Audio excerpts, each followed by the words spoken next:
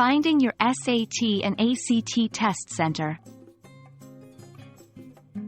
Hello, dear learners. Today, we'll demystify the process of finding a test center for your SAT and ACT exams.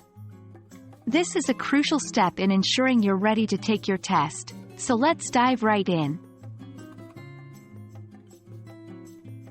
A test center is an official location where standardized exams like the SAT and ACT are administered.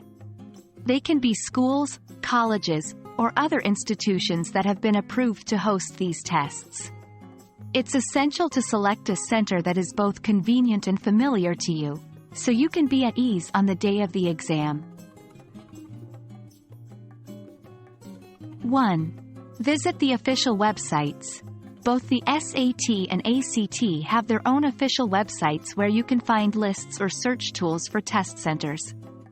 2. Location preference. Always choose a location that's close to your home or is easily accessible.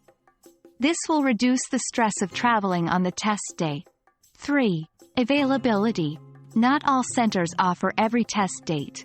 It's pivotal to ensure the test center you choose is hosting the exam on your desired date. 4. Special accommodations. If you require any special accommodations, like extra time or a separate room, make sure your chosen test center can provide those. 1. Familiarity.